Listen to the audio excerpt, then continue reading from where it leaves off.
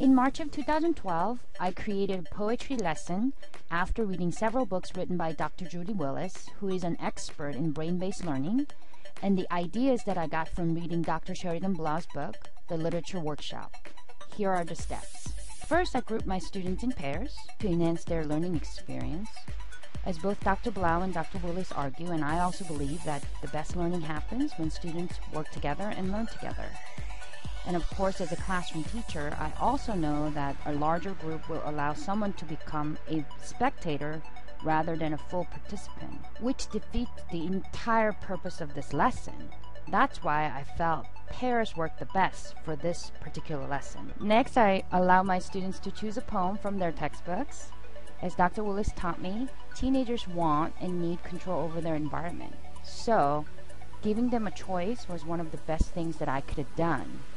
However, I chose to stick to the textbook because I figure if it's good enough for the textbook, then it is good enough for my students. This also aligns with what Dr. Blau teaches, where he believes that the expertise of a teacher lies not in the content that he teaches, but in selecting the texts, and I quote, that represent promising opportunities for acquiring particular kinds of knowledge, end quote.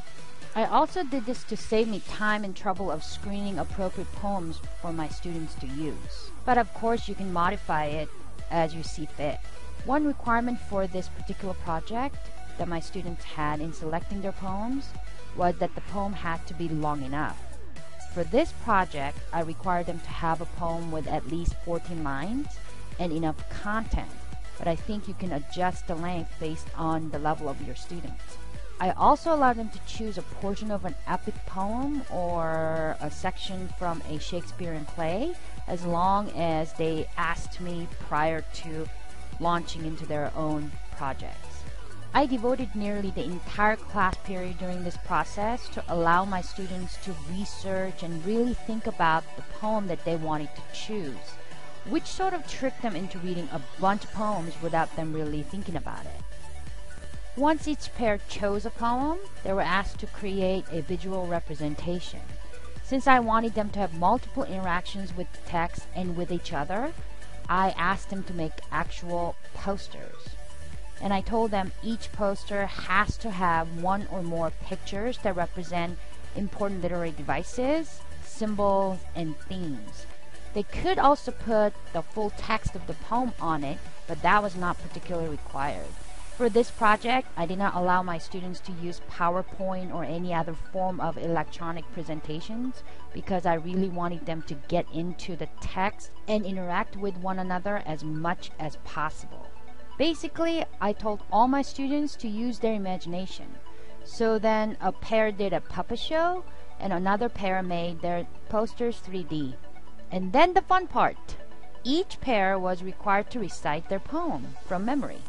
Of course, some pairs did badly on it, but everyone had fun. And here is a clip. So, a working girl can't win the Ferguson. Is this the birth of a pundit or of a slut? Is she the woman they courted for her youthful edge, or a kiss-and-tell bimbo, a careerist coquette? Is she the loyal daughter to spin doctors and lose her hair and soul sister to feminist essays everywhere? Is her meteoric rise the source of her potential demise? Is her worldview equal parts yuppie wine and huge rumor? Can we get a biopsy on her latest breast tumor? Is she a failed anorexic, a diet-pilled fattest who let it all go and get fat in her 50s? Are her roots rural, right learning? Is she Jewish, self-hating? Past her sell-by date, or still ovulating? Will her husband talk? Does he mind her success? Does anybody know? Does he see her undressed? Has she been photographed? Does she play truth or dare? And more to the point, does anybody care?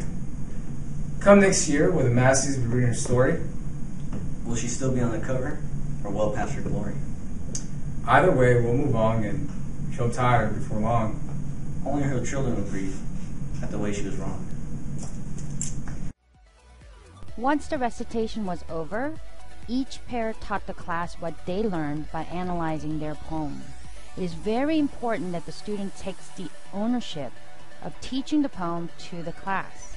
If you're trying this lesson, I want to remind you that this part of the lesson is more for the presenters than the audience.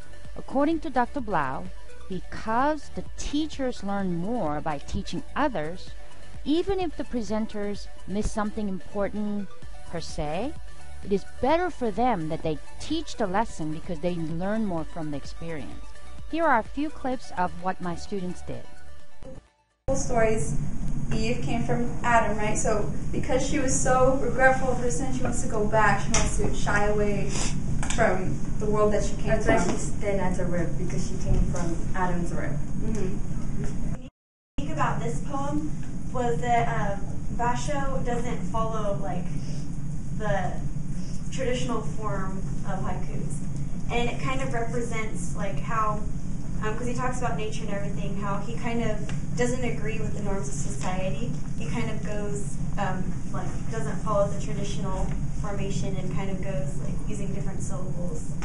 Yeah, he still has 3 lines, so it shows there's that still like a bit of desire left to connect with society, but he's kind of rejecting it at the same time.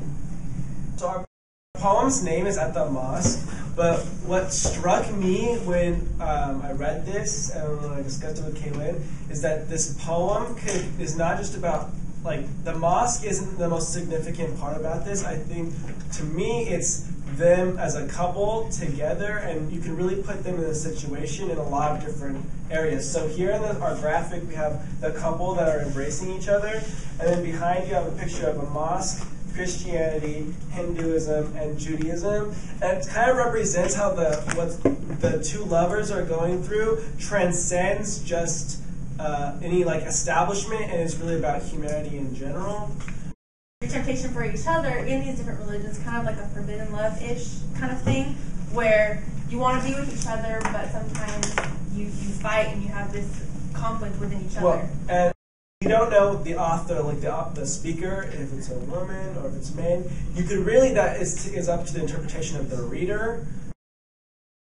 Of course, the audience also needs to be engaged. That is why I asked them to complete 4 simple sentences after each presentation. Of course, you don't have to use these sentence starters, and you can make your own, but you can see the importance of students reflecting what they've been taught. For my lesson, I asked the audience to give the presenters a letter grade, which of course I paid absolutely no attention to.